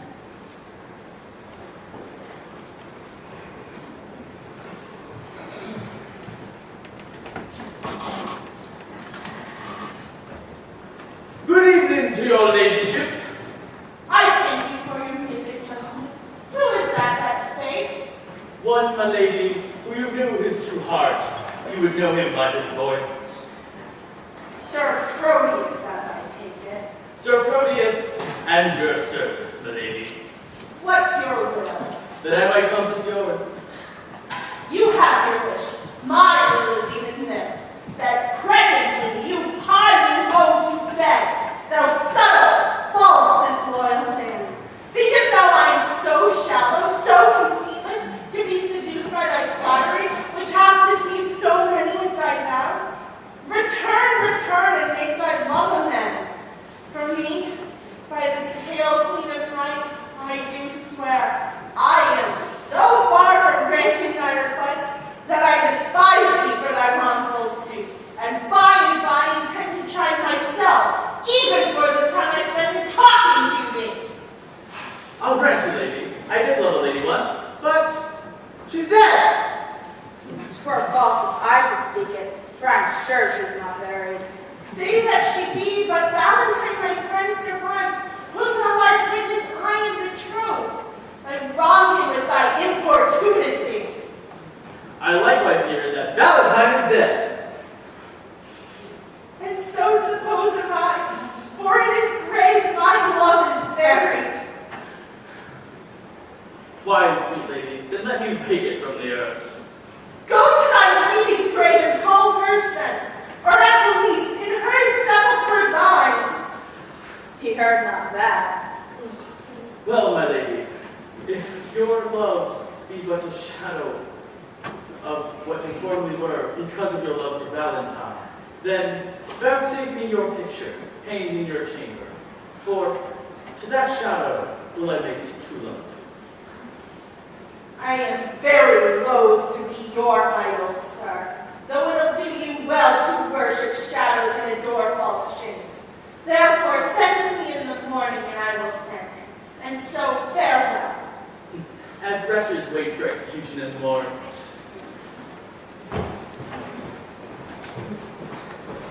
Host. Host! Will you go? By my hail, the I was fast asleep. Tell me, sir, where lies Sir Proteus? Married at my house, trust me.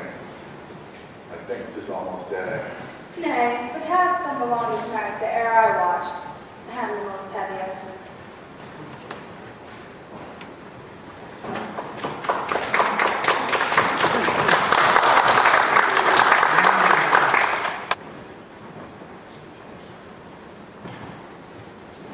This is the hour that Madame Sylvia entreated me to call and know her mind. There's some great matter she'll employ me in. Madame! Who calls? Your servant and your friend, one that attends your ladyship's command. Oh, Sir Eglamour, 1,000 times good morrow. As many worthy lady to yourself. According to your ladyship's requirements, I am thus early come to know what service is your pleasure to command me in. Oh, Eglamour, thou art a gentleman. Think not that I flatter, for I swear I do not.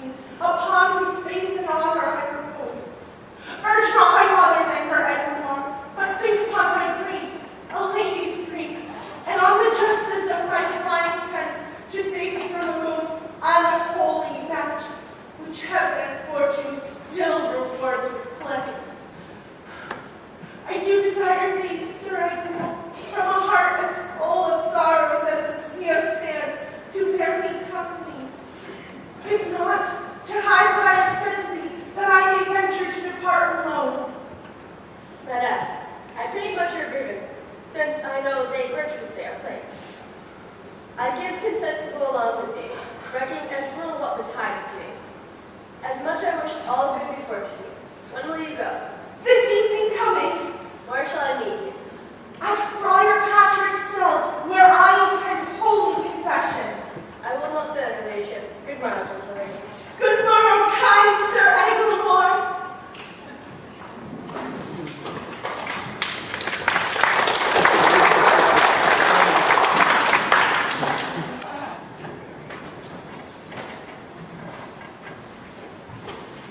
Romancer, I'll play the cur with them. Look you, it goes hard. One that I brought up of a puppy. One that I saved from drowning when 3 or 4 of his blind brothers and sisters went to it. I have taught him, precisely as one should say, thus I would teach a dog. I was sent to deliver him as a present to Mr. Sylvia from my master, and came I no sooner to the dining chamber than he steps me to her trencher and steals her capons leg. Oh, 'tis a foul thing when a cur cannot keep himself in all companies. I would have, as one should say, one that takes upon him to be a dog indeed, to be, as it were, a dog in all things. If I had not had more wit than he, to take a fault upon me that he did, verily I think he'd been hanged for it. Sure as I live, he'd suffer for it. You shall judge. He thrusts me himself into the company of 3 or 4 gentleman-like dogs under the Duke's table. He had not been there, bless the mark, a pissing while. Then all the chamber smelt him. Out with the dog, says one. What cur was that, says another. Whip him out, says a third. Hang him up, says the Duke. I, having been acquainted with the smell before, knew it was crab, and goes me to the fellow who whips the dogs. Friend, quoth I, you mean to whip the dog? Aye, marry do I, quoth he. You do him more wrong, quoth I. 'Twas I did the thing you wot of. He makes me no more ado, but whips me out of the chamber. How many masters would do this for his servant? Nay, I'll be sworn, I have sat in the slops for puddings he has stolen. Otherwise he had been executed. I have stood on the pillory for geese he hath killed. Otherwise he had suffered for it. Thou thinkest not of this now. Nay, I remember the trick you served me when I took my leave of Madam Sylvia. Did not I bid thee still mark me and do as I do? When didst thou see me hate about my leg and make water against a gentlewoman's farthingale? Didst thou ever see me do such a trick?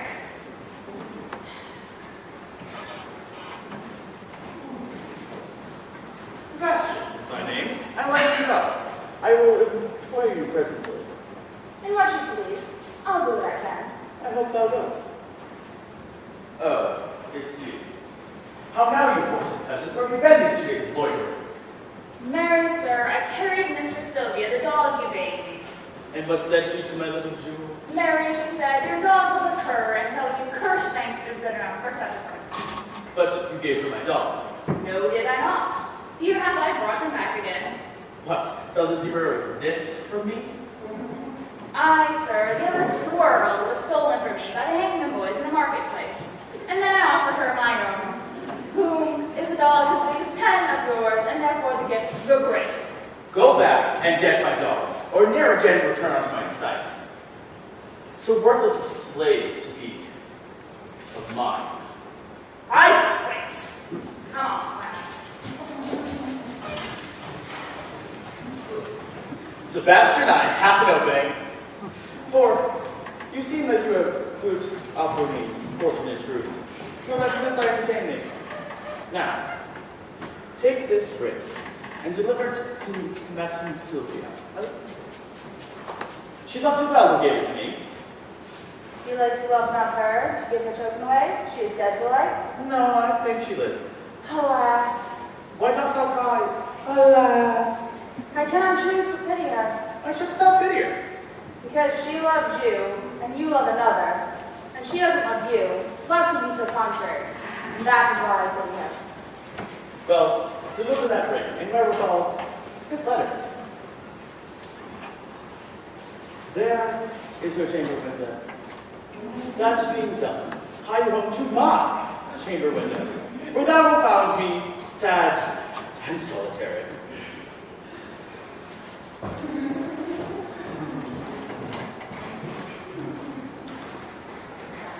How many women would do such a message? To deliver a letter to her lover's love. Gentlewoman, good day. Do you mind me taking where to speak with Madame Sylvia? And what would you with her, if that I be she? If you be she, I do entreat your patience to hear the message I am sent on. From who? From my master, Sir Proteus. Oh, he sends you for a picture. Hi, madam. Ursula, bring me my picture there.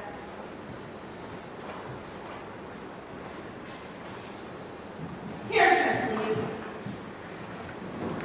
There is my picture. Tell your master from me, one Julia, that his changing thoughts forget, would better fit his chamber than that shadow. He sent your ladyship this letter.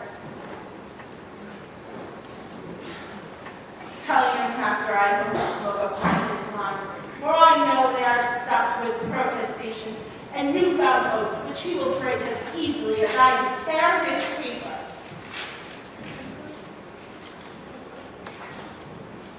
There's one more thing. What was it? Oh, he sent your ladyship this ring. The more shame for him that sends it, for I have heard him say 1,000 times that his Julia gave it him upon his departure. Though his false finger will profane the ring, mine will do his Julia no such harm. She thanks you. What sayest thou? I thank you, madam. Dost thou know her? I, as well as I do know myself. Belike she thinks that Proteus hath forsook her. I think she doth, and that's the cause of her sorrow. Is she not passing fair? In my opinion, she was as fair as you, but when she thought my master did love her so, she put down her mirror and threw her sun expelled mask away, that the air had starved the rose in her cheeks, and pinched the lily tincture from her face, that now she's as black as I. How tall was she? About my stature, for at Pentecost, when all of our plays were going, the youth got me to play the woman's part, and I, being turned in Madame Julia's gown, did play a lamentable part. I made her cry. Belike she is beholden to me. Alas, poor lady, desolate and left, I weep myself to think upon her grief. There, you, there is my purse. I give it you for your lady's sake, because thou hast loved her. And so, farewell. Farewell.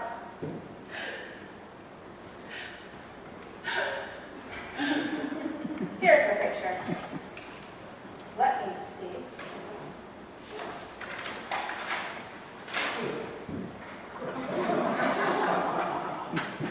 Ah, her hair is auburn.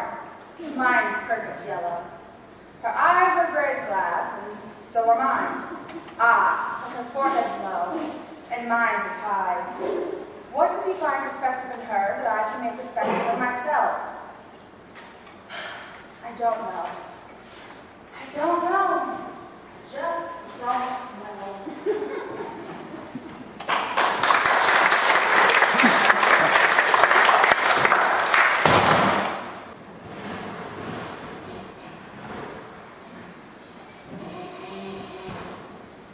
The sun begins to gild the western sky, and now it is about the very hour that Sylvia at Friar Patrick's cell should meet me. She will not fail, for lovers break not hours. See where she comes. Lady, have you here? On, go on to Edgeworth, out at the postern, by the abbey hall. Here I am attended by some spies. Fear not, the horse is not really gone. If you recover that, we are sure enough.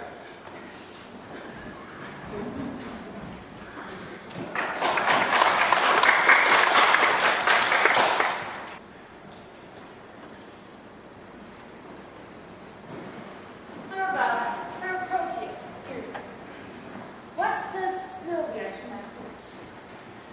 I find her milder than she was, but she still takes exception to your person. What's that? My leg is too long? No, that is too little. I'll wear boots to make it somewhat round. Love will not be spurred to what it loathes. What says she to my face? that it is fair. Nay then, the want lies. My face is black. Yes. As the old saying goes, black men are pearls in beauteous ladies' eyes. 'Tis true, but I'd rather wink than look on them. How like she my discourse? Ill, when you talk before. But well, when I discourse of love and peace. But better when you hold your peace. How like she my vow? Oh, of that she makes no doubt. She thinks it's cowardice. What says she to my birth? That you were well derived. 'Tis true, from a gentleman to a fool. Consider she my possessions. Aye, and she pities them. Wherefore? That such an ass should owe them. That they are ousted by lease. But, oh, here comes the Duke. How now, Sir Thurio? How now, Sir Proteus? Which of you has saw Sir Eglamour of late? None. Nor I. Saw you my daughter? Neither. Why then, she's fled into that peasant Valentine that Sir Eglamour is in her company. 'Tis true, for Friar Lawrence met up with him when in penance he wandered through the forest. Eglamour he recognized upon sight, but she being masked, he only guessed at her identity. However, Sylvia was also supposed to be at Patrick's cell this evening for a confession, and there she was not. These likelihoods confirm her flight from hence. So let's not keep discoursing here, but mount with me presently and meet with me at the base of the mountain foot, heading towards Mantua, whither she has fled. Come, sweet gentlemen, and follow me. This it is to be a peevish girl, that flies her fortune when it follows her. I'll ask her, more to be revenged on Eglamour than for her love of reckless Sylvia. And I'll after. More for love of Sylvia than hate of Eglamour who goes with her. And I'll go, more to cross that love than hate for Sylvia, who is gone to love.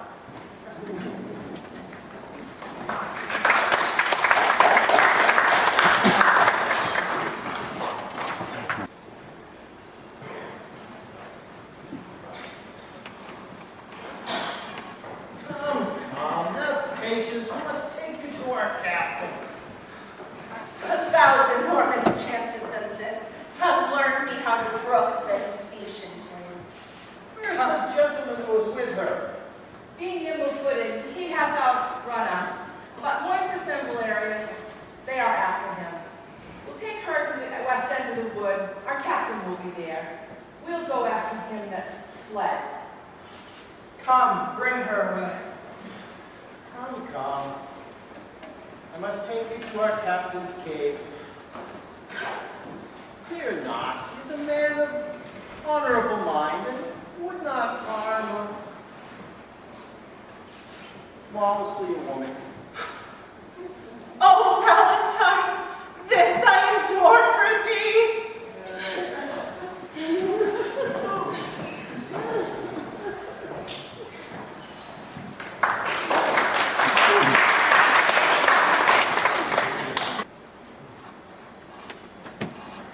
How used to free the habits of the man.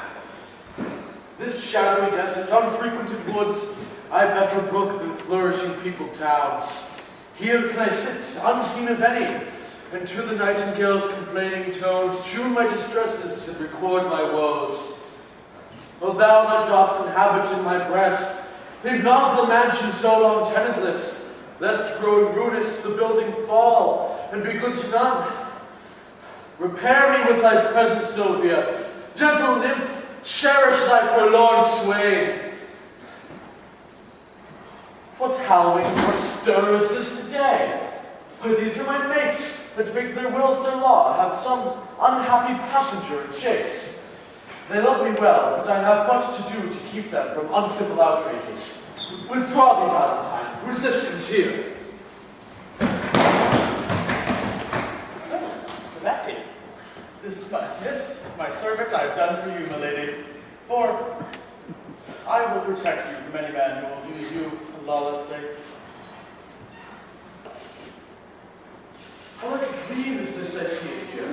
Love, bear me patience to forbear a while. Oh, Miss were you, madam, ere I came? But by my coming, I have made you happy.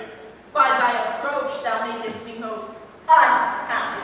And when he approached your presence, it was the most unhappy. Had I been seized by a hungry bunny, I would have been a breakfast to the beast, rather than have false Proteus rescue me. Oh, heaven be judge, how I love Valentine, whose life's as tender to me as my soul, and full as much, for more there cannot be. I do detest false, perjured Proteus. Therefore, be gone, solicit me no more. What action stood at next death would I not undergo for this one calm book? Women should love where they're beloved. Proteus should love where he's beloved. Read over Julia's heart, thy first best love, for whose dear sake thou didst send men thy faith into 1,000 oaths, and all those oaths descended into perjury to love me. Thou hast no faith left now, unless thou hast two, and that's far worse than none. Better to have no faith at all than plural faith, which is too much by one. Thou counterfeit to thy true friend.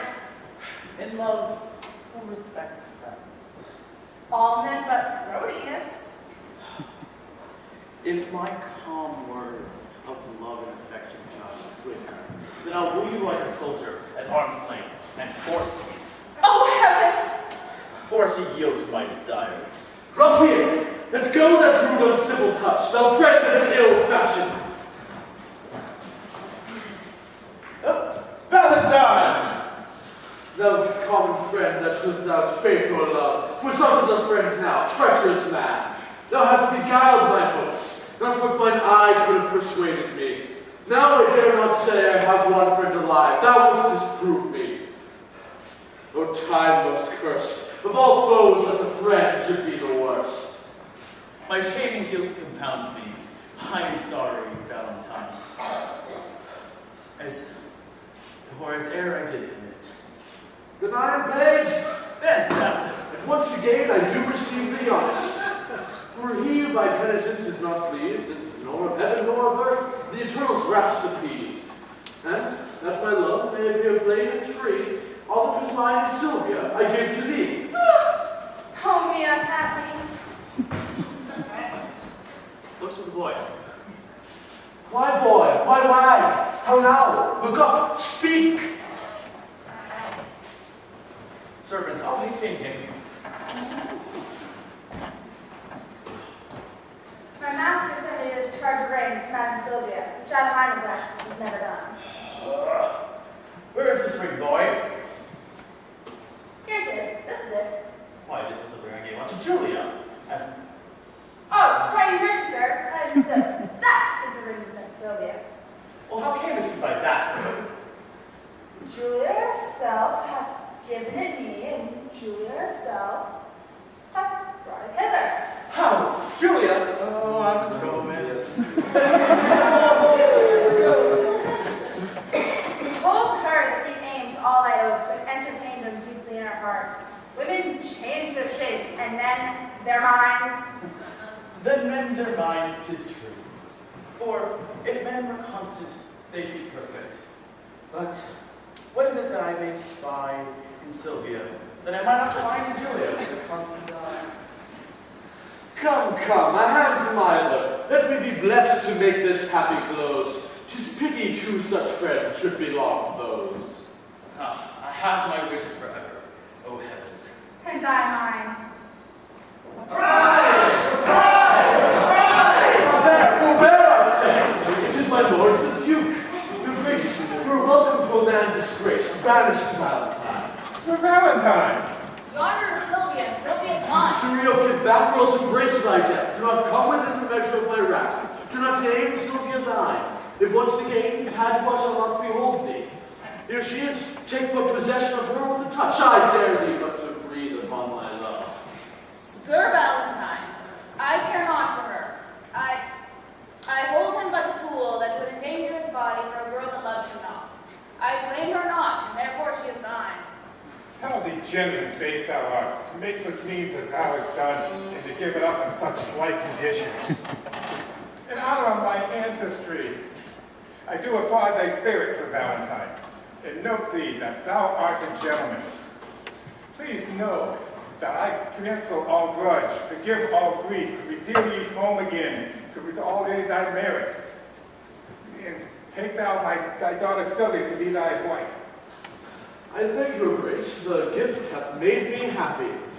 And for your daughter's sake, I grant that your grace will ask one boon that I shall ask of you. For thine own sake I will grant it, whatever it be. These banished men that I have kept withal are men endued with worthy qualities. Please forgive them what they have committed here. I will pardon them in thee. Huzzah! And that you have take dispose of them as you know thou they search. Now happily, I will make all jars of triumph, mirth, and great solemnity. And as we go along with our discourse, I dare be bold to make your grace to smile. What think you of this page, my lord? I think he's fair. He blushes. I warrant you, my lord, more grace than boy. What mean by you that saying? Come, I'll tell you, grace, as we pass along, that you shall wonder what has happened here. And, Proteus, 'tis your penance to hear the tale of your love discovered. That's come to the end. Our day of marriage shall be yours. One feast, one house, one mutual happiness.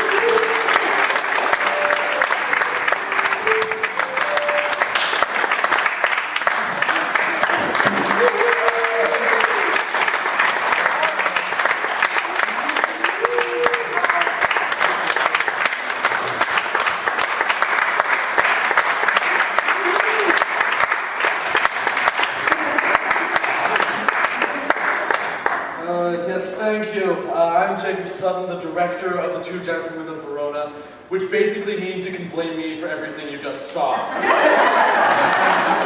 Yes! Because this is my directorial debut. I am presently a high school student, so I spent a lot of time on the stage, but before this I didn't have much of a chance to direct anything.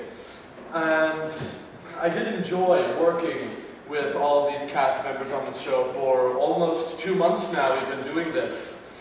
And I worked with a director once who told me that nothing actually falls into place. It is all kicked and shoved and punched and yelled at into place. So I thank you all for coming, and we hope to see you on our next show.